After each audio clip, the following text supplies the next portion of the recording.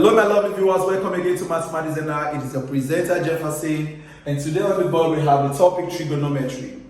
Now we all know trigonometry is a very broad part in mathematics, and what we are going to do is that each videos that we shall be discussing on, it shall be talking about different examples and how we can solve problems on them. Okay, today we are going to be discussing on the meaning of trigonometry and how the foundation of trigonometry begins. Now, trigonometry is a branch of mathematics that studies the relationship between sides and angles of triangles. Now, especially a right angle triangle. Now, for instance, if we have a right angle triangle, this ABC. Now, this is our angle 90, and let us assume this is our angle theta. Now, this right angle triangle has three sides, line AB, line AC, and line BC. Now, these three lines or these three sides has different names. Now, line AC is known as the hypotenuse. Now, line AB is known as the opposite. And line BC, which is the last line, is known as the adjacent. Now, it simply means that the side that faces angle 90 is known as your hypotenuse. Now, the side that faces the angle given, which is theta, is known as the opposite. And then the third side is known as the adjacent. So it means that the best way for you to know your adjacent is to first know your hypotenuse and know your opposite. And then the third side becomes the what? The adjacent. Okay, now trigonometry has to do with three basic concepts. And these things, they are referred to as the basic trigonometry ratios. And these basic trigonometry ratios are sine, cos, and tan. Sine, cos, and tan, which are x, r, n, e sine, then we have the cosine, and then we have the tangent.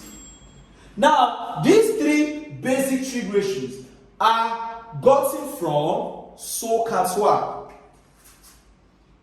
SOHCAHTOA. Now, SOHCAHTOA simply means S here represents sine, O represents opposite over hypotenuse. So let me explain something here now. So simply means sine theta is equal to opposite over hypotenuse. S refers to sine, O is opposite over hypotenuse. Now, CA, which is CAH, simply means cos theta is equal to adjacent over hypotenuse. And lastly, TOA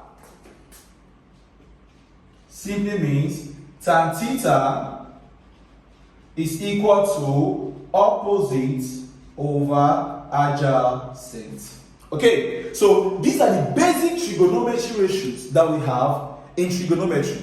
With these three things, you are beginning the foundation on solving problems on trigonometry. When you are able to know what sine is, what cos is, and what tan is. And like I said sine refers to as opposite over hypotenuse from SO, and cos refers to as adjacent over hypotenuse from CA, and then tan refers to as opposite over adjacent from TOA.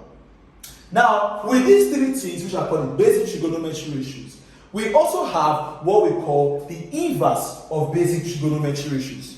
They are inverse. Now, how do you know they are inverse? Now,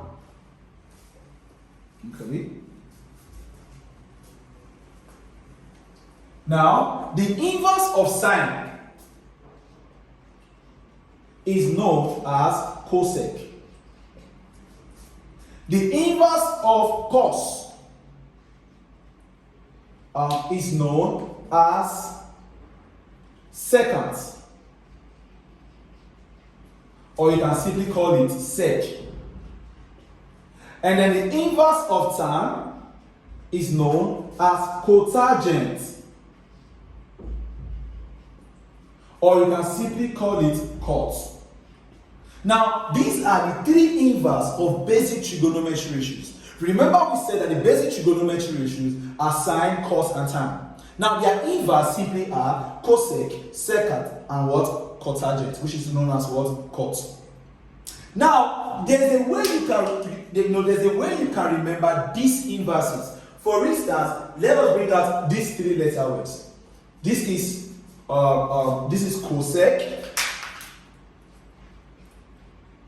this is sec, and this is cot. Now, with these words, I can tell which is the inverse. And how do you know? Check the third letter of each word. Now, the third letter here is S, the third letter here is C, and the third letter here is T. Now, what begins S? Sine. So it simply means cosec is the inverse of sine. Now, what's the third letter here? C. Now, what begins C? Cos. It means sec is the inverse of cos. And then lastly, what begins this is what? T, which is tan. And it simply means cot is the inverse of tan. Okay, so with these basic trig ratios and with these inverse basic trig ratios, we shall be using these things in solving problems on trigonometry. In our next video, we shall be discussing how we can apply these things in solving examinational problems. Till we meet again in our next class. Thank you for listening.